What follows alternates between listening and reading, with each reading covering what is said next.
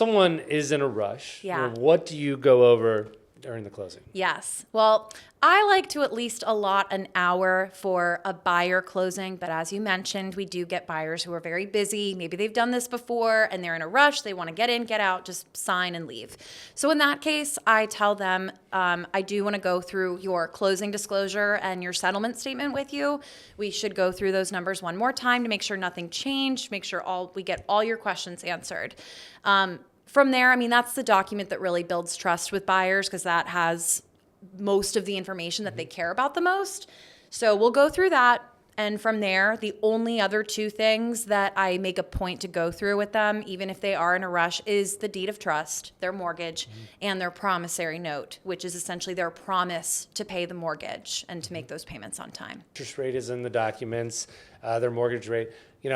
Do they always know what the rate was, or is there ever confusion? They're usually pretty aware of what the interest rate was, and which just goes to show that they're working with a loan officer who's communicating with them. I've only ever had one situation ever in my almost 6 years at Allied where someone didn't realize their mortgage terms, and in that situation, they were getting locked into a 40-year loan, which I've never even heard of other than that one instance, versus a 30-year loan. Wow.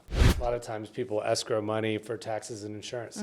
I actually have a loan that does not do that. Okay. How often do you see that there's escrow accounts set aside for taxes and insurance? That's a great question. I don't see it often at all. I would honestly, if I had to put a percentage on it, maybe 1 or 2% of the buyers do not escrow. Yep.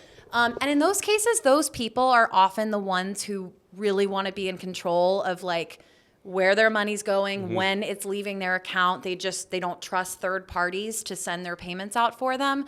But even then, I'll still tell people, it's not only in your best interest to let your lender escrow for you, but it's in your lender's best interest as well. They want to make sure those taxes and insurance premiums are being paid. And I tell them, if you had $0 in your escrow account, your lender would still pay your taxes. They'd pay it with their own money. They'd come to you after for it. But the reason they care so much is because taxes and insurance take precedence over any mortgage lien.